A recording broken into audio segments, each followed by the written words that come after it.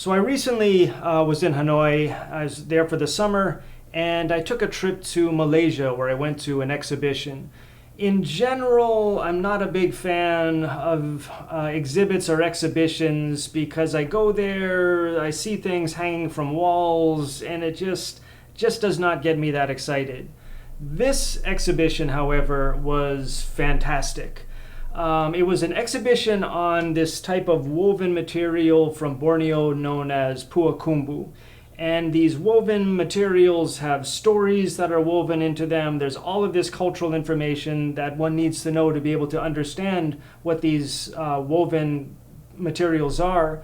And this exhibition made that information available in an incredibly innovative way. In particular, they used various forms of digital technology to create this interactive and I would say even immersive environment where you just entered the world of these woven pieces of cloth, the culture that surrounds them, the stories that they create. And it was just incredibly engaging and fascinating. So much so that it made me start thinking about how historians could use these public spaces like exhibitions to create similar interactive and immersive environments where we could present ideas about the past. So as I thought about that when I went back to Hanoi, I decided to go talk to some people who I heard are interested in the connections between contemporary art and history or historical knowledge. And so I went to meet artist and curator Nguyễn Phương Linh of an organization called Nyasan Collective, which is the latest incarnation of an older organization known as Nyasan. And we had a very engaging conversation at a place called Nyasan Studio, where we talked about artists and history, or artists and historians, or art and history, or maybe all these things. It was a great conversation, so let's take a look.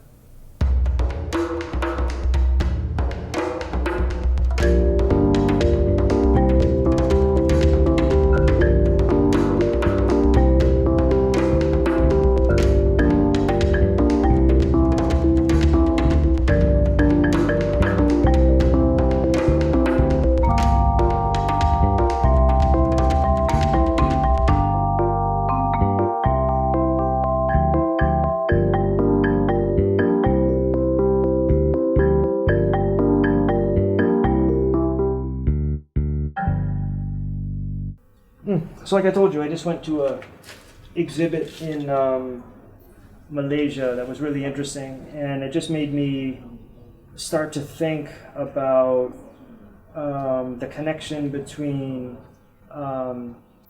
what artists do, or contemporary artists, and what historians do. I think artists do things that relate to history, but historians don't make use of the installations or kind of public displays of information, that they could. And I was wondering, I mean, when you think about history, how would you display it, or how do you think history and the world of contemporary art can maybe learn from each other? I think an artist doing research is very much different from a researcher or historian working on the research field, because the artist's strength is still visualizations and forms and all kind of metaphor. So even we are researching about history and social issues, all of that, but when we realize into visual work, it's still kind of have a lot of metaphor, and it's not really like a kind of illustration on history. So I think that's the difference from artists doing research and research doing research, because the like researchers or historians, they make very clear they make very clear number, very clear facts, and their own process of research. But for the artist, it might be a little bit different, I think.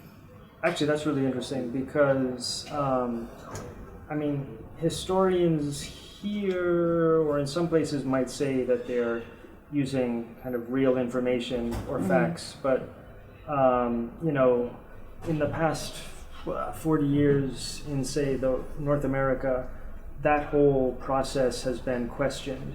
Yeah. So what you were sort of saying about metaphors is really interesting, because people have examined the way that historians present information as fact and have shown that it's actually follows a storyline. Yeah. You know, it's so like, let's say if it's about a war or something, you're going to tell the story of one side winning. You don't tell the story of one side losing, or of winning and losing. Yes. So that's a kind of metaphor or a way of doing it as well. So history is probably closer to art than Yes, I think so. Yeah. It's very important. So our conversation went on to cover the topic of education. And in particular, Phương Linh explained to me that growing up, she felt that the knowledge that she obtained about history was rather normative and didn't really allow her to come in contact with different perspectives or a breadth of different approaches to understanding the past. And as an artist, she felt that she explained that, you know, this is a limitation, because artists try to be very expressive, and the more knowledge they have, the more information that they can use to build on to present various ideas, the more sophisticated they can be in expressing their ideas. This is how she explained these very points. It's a pity for Vietnamese artists that we don't have kind of a theory foundation. Then it's very fragile. I see. When we grow up and doing work and we go out of Vietnam and we feel our theories is very limited. I see. And it's a problem, I think. And as we grow up, and then we feel that we have this big gap. I see. And for the younger generation like us, most of us are very curious about our own history, our own things. So from last 2 years, we've been trying to learn and study more and more, and it's getting more exciting and interesting to work with people like you, historian, and talking with Trần Quang Đức and other people that knows history well. Right. And even Trần Quang Đức is very young. Yeah. He's like 30. But then his knowledge is quite amazing too. So he also gave us a lot of information and stories. Right. So I think at this time we really want to explore our... So as you can see, this was a really interesting conversation, and there's more to it, and I'll make another video where we continue this talk. So in the end, I just have to say I'm so happy that I went to Malaysia.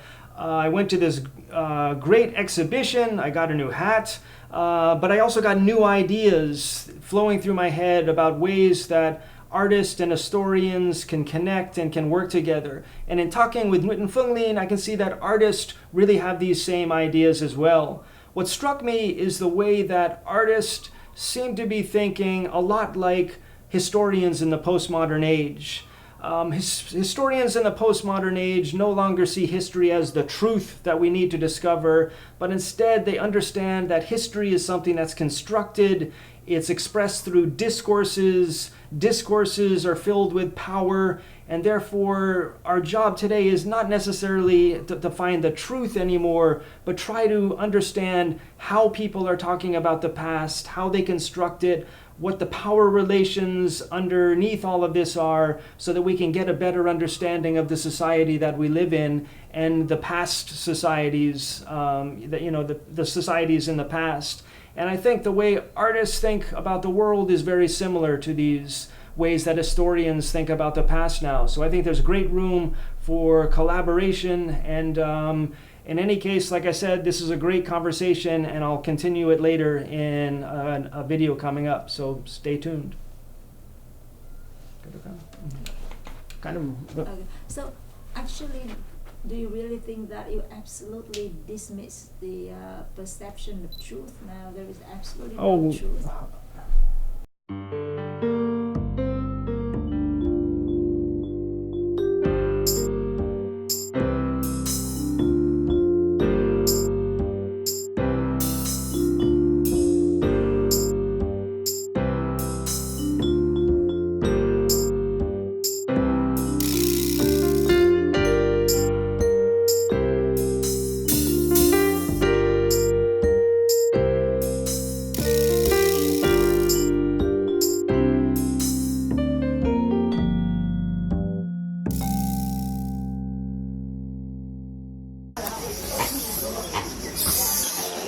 Đó.